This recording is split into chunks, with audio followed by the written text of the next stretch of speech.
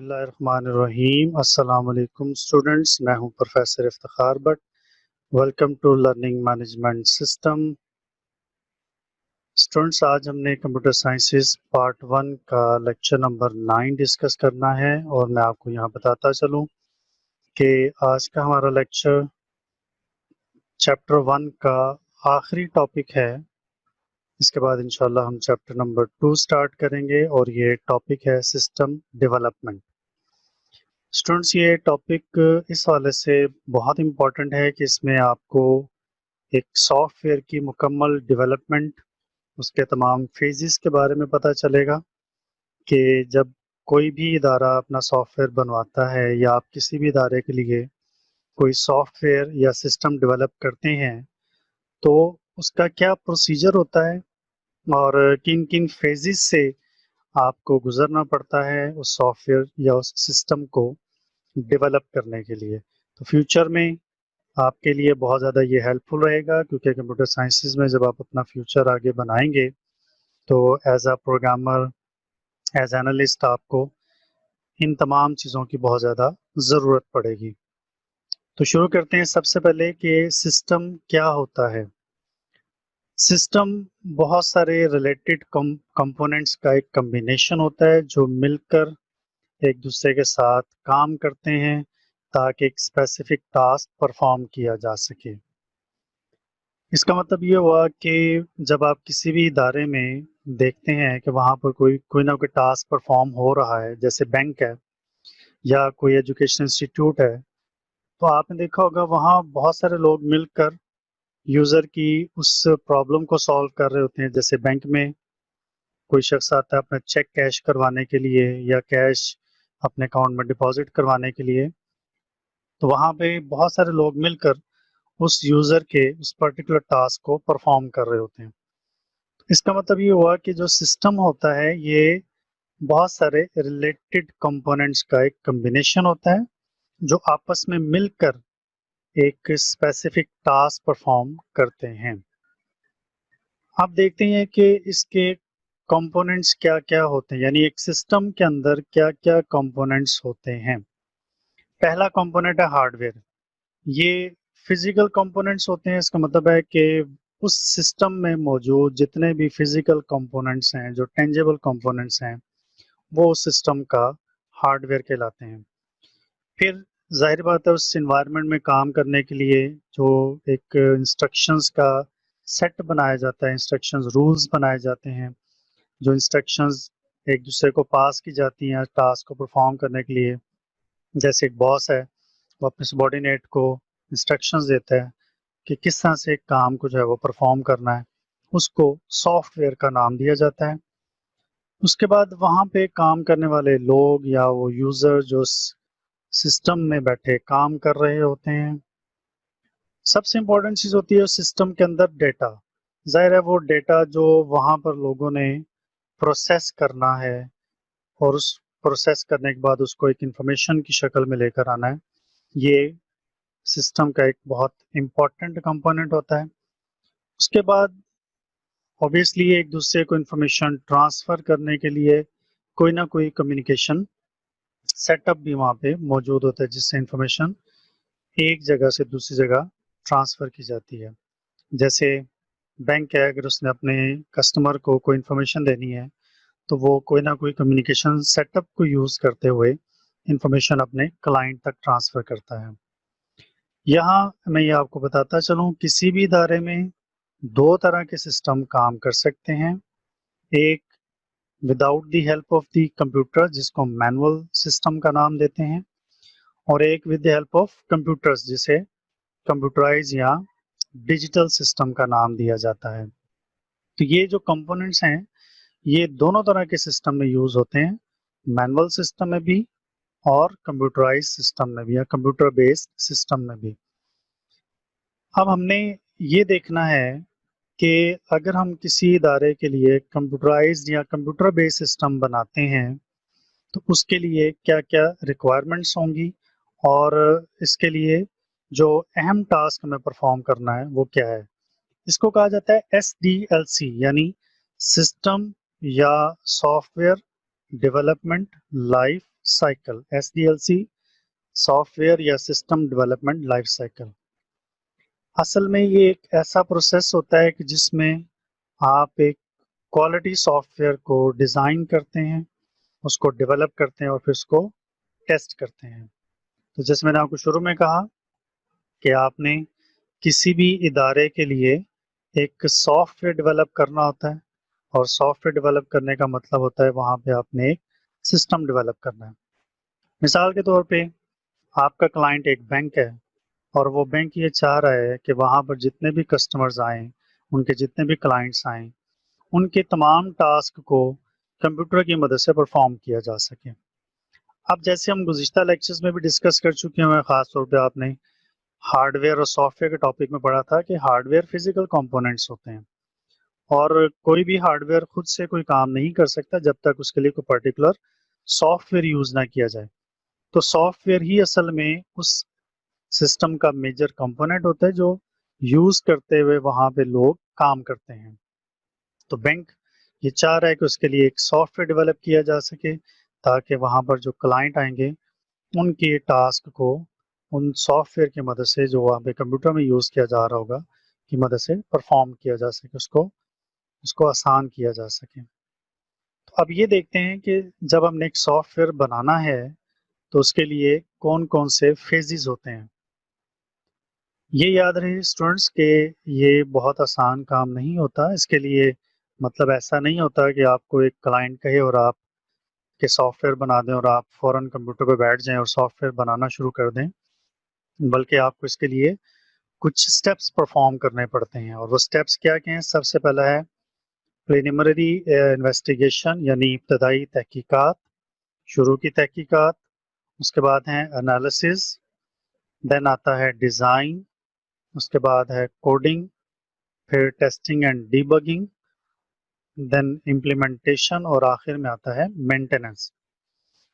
इन तमाम स्टेप्स से एक एक करके आपको गुजरना होता है, और ख़ास तौर पे ये जो पहले 5 स्टेप्स हैं, 6 स्टेप्स हैं, इनको आपने बड़े तवज्जो के साथ, बड़ी एहतियात के साथ परफॉर्म करना होता है। यानी आपको शुरू में सारी इन्वेस्टिगेशन करनी होती है, फिर उसका एनालिसिस, फिर उस पर्टिकुलर सिस्टम को डिज़ाइन, फिर उसकी कोडिंग, फिर उसको चेक करना, उसमें से एरर्स को रिमूव करना, और फिर उसको उस इदारे में इम्प्लीमेंट कर देना। ये पहले 6 फेजेस इसके निहायत अहम होते हैं। अब इनको एक एक करके हम डिस्कस करते हैं। प्रीलिमिनरी इन्वेस्टिगेशन, जिसके बारे में भी आपको बता चुका हूँ कि ये इब्तदाई तहकीकात कहलाती हैं।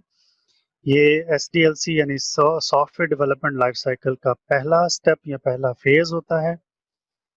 इसमें आपने ये देखना होता है कि जिस प्रॉब्लम को आप सॉल्व करने जा रहे हैं वो असल में प्रॉब्लम है क्या।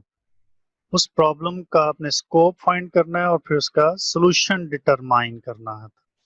यानी आपने असल में ये देखना होता है कि प्रॉब्लम है क्या जिससे आपने सॉल्व करना है। जैसे एक बैंक है, बैंक अपना एक सॉफ्टवेयर या सिस्टम डेवलप करवाना चाहता है, तो आपने ये देखना है कि बैंक की असल रिक्वायरमेंट या असल प्रॉब्लम है क्या।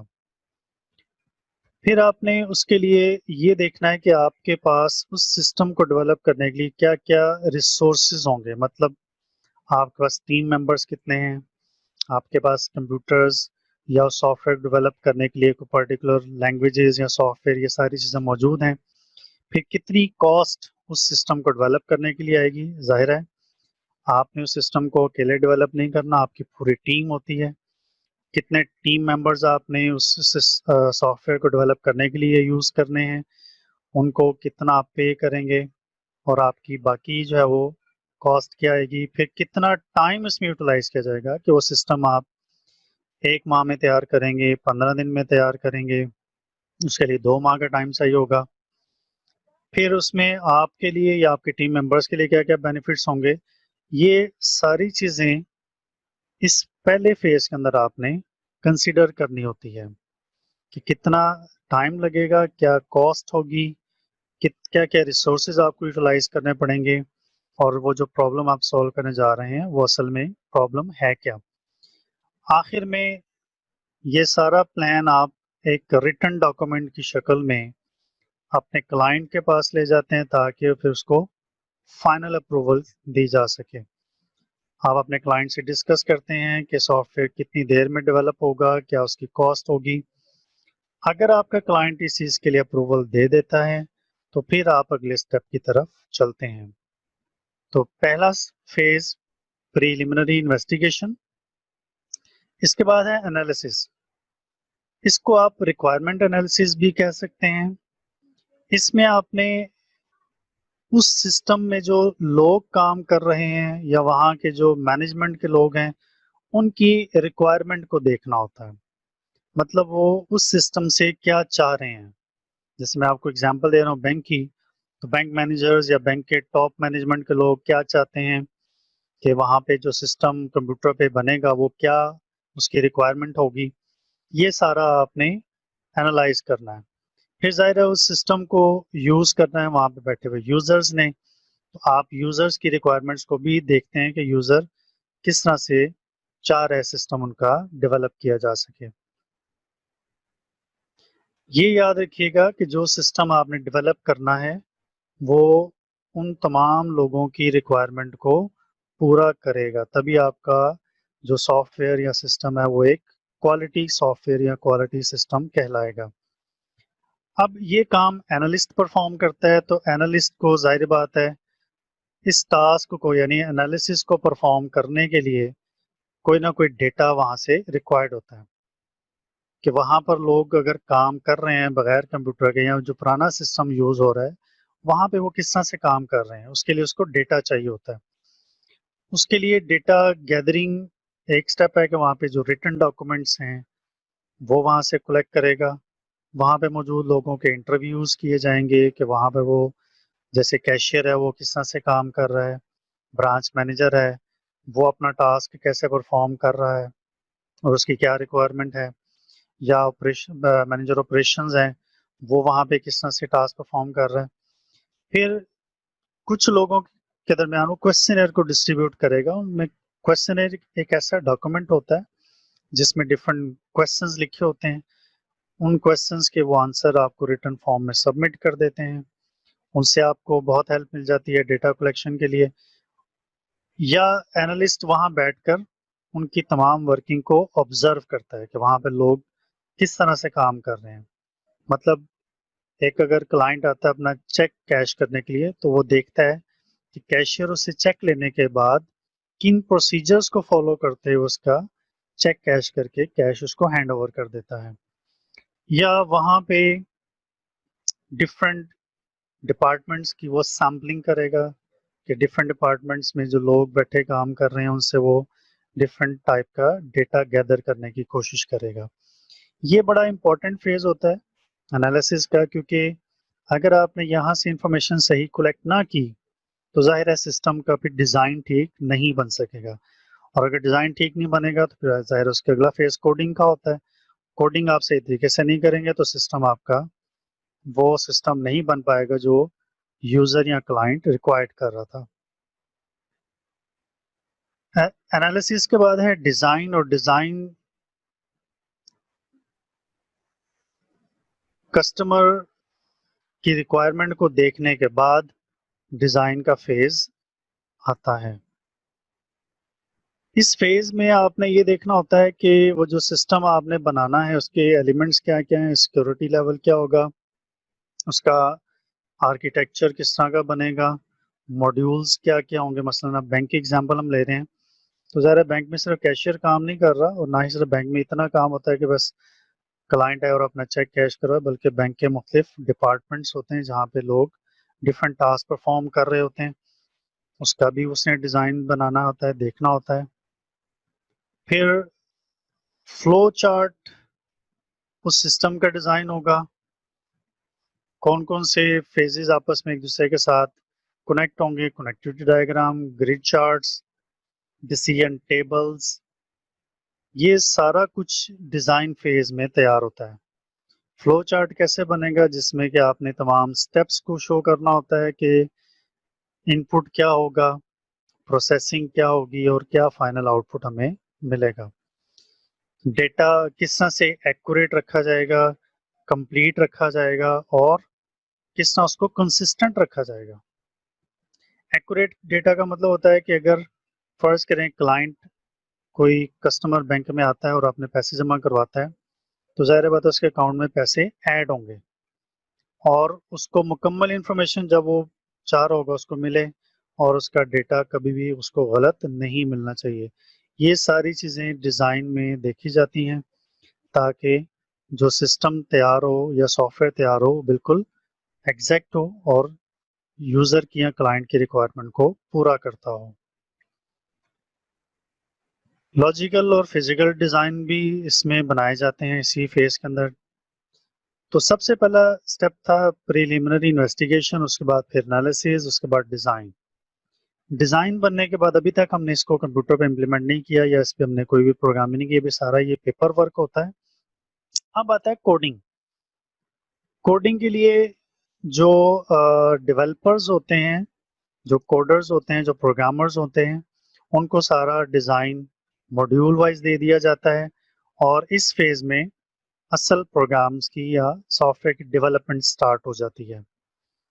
तो सेगमेंट्स जो आपने डिज़ाइन किए होते हैं, प्रोग्राम्स जो आपने बनाए होते हैं, उसकी कोडिंग की जाती है। इसका मतलब है कि उसको डिज़ाइन को सामने रखते हुए उसकी तमाम इंस्ट्रक्शंस कंप्यूटर पे किसी ना किसी लैंग्वेज को यूज़ करते हुए टाइप की जा रही होती हैं।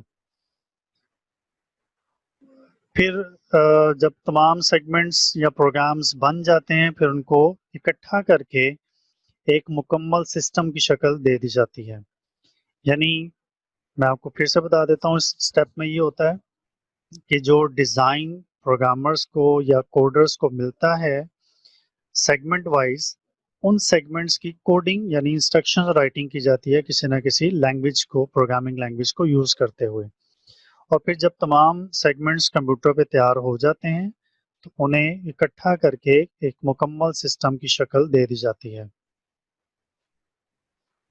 एल्गोरिदम्स, फ्लो चार्ट्स प्रोग्रामर्स को इसमें दिए जाते हैं, सॉफ्टवेयर इंजीनियर्स जो वहाँ बैठे होते हैं उनको दिए जाते हैं ताकि उसके मुताबिक वो कोडिंग कर सकें। बाज़ दफ़ा ऐसा भी होता है कि कुछ सॉफ्टवेयर जो पहले से एग्जिस्ट कर रहे होते हैं, हम अपने प्रोग्राम्स के साथ उन सॉफ्टवेयर्स को एम्बेड कर देते हैं ताकि हम अपने टाइम को और एफर्ट को भी सेव कर सकें। यानी अगर हमने कोई प्रोग्राम लिखना है और हमें पता है कि इस प्रोग्राम का एक सेगमेंट या ये प्रोग्राम पहले से एग्जिस्ट कर रहा है, हमारे पास बना हुआ है, तो हम उसी प्रोग्राम को अपने उस करंट सिस्टम के साथ ऐड कर देते हैं, एम्बेड कर देते हैं ताकि हमारी एफर्ट ना लगे, हमारा टाइम भी सेव हो सके। तो कोडिंग करने के बाद ऐसा नहीं होता कि हम सिस्टम क्लाइंट के हैंड ओवर कर देते हैं, बल्कि हम पहले उसको खुद टेस्ट करते हैं। यानी इसकी एग्जांपल आप यूँ ले लें कि जैसे एक कार मैन्युफैक्चरिंग इदारा है जो गाड़ियाँ बनाता है, वो ऐसा नहीं है कि फैक्ट्री में या अपनी इंडस्ट्री में वो गाड़ी बनाने के बाद फ़ौरन मार्केट में ले आएँ, ताकि बाद में जो कस्टमर्स को खरीदे तो वहाँ पे बहुत ज़्यादा प्रॉब्लम्स फेस करे, ऐसा नहीं होता। वो पहले खुद से उसको टेस्ट करते हैं कि क्या जो कार बनाई गई है वो यूज़र की या जो कस्टमर उसकी रिक्वायरमेंट को पूरा कर रहा है या नहीं कर रहा है। इसी तरह जब हम सॉफ्टवेयर बनाते हैं, तो ऐसा नहीं है कि हमने सॉफ्टवेयर बनाने के बाद उसको क्लाइंट को हैंड ओवर कर दिया, तो उसका प्रॉब्लम ये आएगा कि अगर उसको अपने इस सॉफ्टवेयर में प्रॉब्लम्स आएँगी तो वो बार-बार आपको कॉल करेगा, जो कि एक बैड इंप्रेशन होता है। तो टेस्टिंग फेज़ में हम खुद से प्रोग्राम्स को टेस्ट करते हैं, ये देखने के लिए कि वो जो कस्टमर की हमारी रिक्वायरमेंट थी, जैसे बैंक की जो रिक्वायरमेंट थी, क्या हमने वो जो सॉफ्टवेयर बनाया है, वो बैंक की रिक्वायरमेंट को पूरा करता है या नहीं करता है? ये हमने पहले खुद से सारा टेस्ट करना होता है। टेस्टिंग 2 तरह से की जा सकती है। एक को कहा जाता है यूनिट टेस्टिंग, यानी आप अपने जो सॉफ्टवेयर आपने जो सिस्टम बनाया उसमें से मॉड्यूल्स को सिलेक्ट करते हैं और उनको एक-एक करके टेस्ट करते हैं। ये यूनिट टेस्टिंग कहलाती है। और सिस्टम टेस्टिंग वो होती है कि आप तमाम मॉड्यूल्स को इकट्ठा करते हैं एक पूरे सिस्टम की शक्ल में और फिर उसको आप टेस्ट करते हैं ताकि देखा जा सके कि क्या ये कंप्लीट सिस्टम हमारे क्लाइंट की या कस्टमर की रिक्वायरमेंट को पूरा करेगा या नहीं। तो 2 तरह से हम इसको टेस्ट कर सकते हैं। सिस्टम टेस्टिंग में होता है कि आप कंप्लीट सिस्टम जो है वो टेस्ट करते हैं, उसमें आप डेटा इनपुट करके भी देख लेते हैं, ये देखते हैं कि वो जो डेटा इनपुट किया गया वो सही प्रोसेस हो रहा है और क्या उसका जो आउटपुट आ रहा है वो यूज़र की रिक्वायरमेंट के मुताबिक है। तो ये दो तरह से आप अपने सिस्टम को टेस्ट कर सकते हैं। टेस्टिंग करने के बाद अब आप इस काबिल हो जाते हैं कि आप उस सिस्टम को अपने क्लाइंट को हैंड ओवर कर सकते हैं, जिसे इम्प्लीमेंटेशन कहा जाता है, यानी उसको लागू करना। अब आपने सिस्टम और तमाम जो हार्डवेयर हैं, तमाम जो सिस्टम आपने डेवलप किया है, उसको क्लाइंट को हैंड ओवर कर देते हैं, उनके सर्वर्स पे जाके इंस्टॉल कर देते हैं, ताकि वहाँ पर बैठे जो लोग हैं वो इस पे काम कर सकें। इम्प्लीमेंटेशन का मतलब ये हुआ कि जो सिस्टम आपने बनाया, अब आपने उस कस्टमर के उस वर्किंग एनवायरनमेंट में जाके वहाँ पर तमाम हार्डवेयर और सॉफ्टवेयर डेटा को ट्रांसफ़र कर दिया, ताकि वहाँ पे लोग उसके ऊपर अपनी वर्किंग कर सकें। इसमें आपको ज़ाहिर है यूज़र्स जो वहाँ पे काम कर रहे हैं वो पहले से सिस्टम के आदी नहीं होते, उन्हें सिस्टम के बारे में नहीं पता होता, तो आपको उन्हें वहाँ पे ट्रेन भी करना पड़ता है। आगे आगे चल के इसके बारे में डिस्कस करते हैं। इम्प्लीमेंटेशन 5 तरह से की जा सकती है, यानी आप डायरेक्ट इम्प्लीमेंटेशन भी कर सकते हैं, अभी इसके बारे में इंशाल्लाह डिस्कस करते हैं। आप इसमें पैरेलल इम्प्लीमेंटेशन भी कर सकते हैं, फेज्ड इम्प्लीमेंटेशन भी होती है, पायलट इम्प्लीमेंटेशन भी होती है और यूजर्स ट्रेनिंग, यानी वहाँ पे यूजर्स को ट्रेन करके भी आप इम्प्लीमेंट कर सकते हैं। डायरेक्ट इम्प्लीमेंटेशन का मतलब ये होता है कि आप उस सिस्टम को उस वर्किंग एनवायरनमेंट में डायरेक्ट लागू कर देते हैं और जो वहाँ पे पहले से पुराना सिस्टम चल रहा था उसको आप छोड़ देते हैं, उसकी वर्किंग को वहाँ पे ख़त्म करवा देते हैं। ये कहलाता है डायरेक्ट इम्प्लीमेंटेशन। जैसे बैंक, आपने वहाँ पे जाके सॉफ्टवेयर सारा इंस्टॉल कर दिया, वहाँ पे जितने लोग पहले ओल्ड सिस्टम को यूज़ कर रहे थे उसको आप ख़त्म करके अपना नया सिस्टम इम्प्लीमेंट कर देते हैं। पैरेलल इम्प्लीमेंटेशन का मतलब ये होता है कि जो पहला सिस्टम था और जो आपने नया सिस्टम बनाया, वो दोनों एक दूसरे के पैरेलल वहाँ पे चलते रहते हैं, हत्ता कि पुराने सिस्टम को आहिस्ता आहिस्ता ख़त्म कर दिया जाता है और नया सिस्टम वहाँ पे इम्प्लीमेंट हो जाता है। फेज इम्प्लीमेंटेशन में आप एक एक फेज, यानी एक एक डिपार्टमेंट समझ लें, या थोड़ा थोड़ा करके सिस्टम को इम्प्लीमेंट कर देते हैं, हत्ता कि पूरा सिस्टम इम्प्लीमेंट हो जाता है। और पायलट इम्प्लीमेंटेशन में होता है कि आप सिस्टम चंद यूजर्स पे इम्प्लीमेंट करते हैं, उसका फीडबैक आपके पास आता है, फिर सिस्टम का दूसरा हिस्सा दूसरे यूजर्स पे इम्प्लीमेंट करते हैं, दूसरे डिपार्टमेंट पे, फिर तीसरा हिस्सा किसी तीसरे डिपार्टमेंट पे। इस तरह डिपार्टमेंट वाइज या यूजर वाइज आप सिस्टम को इम्प्लीमेंट करते जाते हैं, ताकि आपका पूरा सिस्टम वहाँ पे इम्प्लीमेंट हो जाता है। जैसे मैंने आपको पहले भी बताया था कि ऑब्वियसली वहाँ पे जो यूजर्स काम कर रहे हैं वो तो आपके नए सिस्टम के बारे में नहीं जानते, तो आपने उन्हें वहाँ पे ट्रेन करना होता है। अब ट्रेन करने के लिए डिफरेंट टूल्स को यूज़ किया जा सकता है, जैसे एक बुकलेट आप उसको इंस्ट्रक्शन मैनुअल की शक्ल में दे सकते हैं, ताकि वो लोग उसको पढ़ते जाएं और पढ़ के सिस्टम को यूज़ करते जाएं।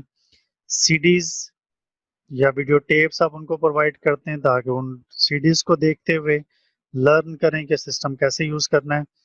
या यूज़र्स को ट्रेंड करने के लिए वहाँ पे आप डिफरेंट लेक्चर्स दे दें, मतलब उनको सिखा दें, बता दें कि इस सिस्टम में किस तरह से उन्होंने काम करना है। जैसे कैशियर को आप समझा दें कि अगर कोई शख्स चेक लेकर आता है तो उसको कंप्यूटर पे उसका अकाउंट कैसे चेक करना है, उसके अकाउंट में से कैसे उस रकम को माइनस करना है।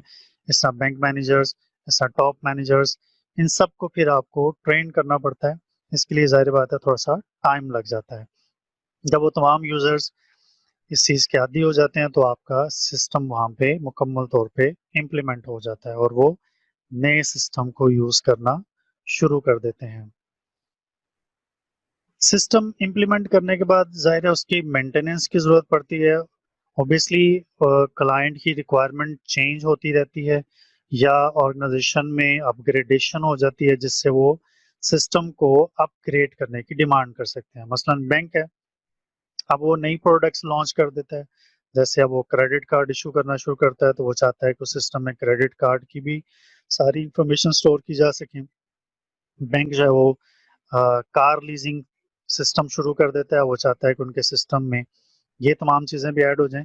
तो इस चीज़ को कहा जाता है मेंटेनेंस, कि आप उस सिस्टम को मेंटेन करते हैं। फिर समटाइम ऐसा होता है कि यूजर्स आपको कुछ फीडबैक दे रहे होते हैं सिस्टम को बेहतर करने के लिए या उसकी मेंटेनेंस के लिए, या आप यूजर्स को वैल्यूएट करते हैं कि वो सिस्टम में ठीक तरीके से काम कर रहे हैं, या यूजर समटाइम आपको एक बेहतर ऑप्शंस या बेहतर फीडबैक देता है जिससे आप उसको मजीद मेंटेन कर लेते हैं।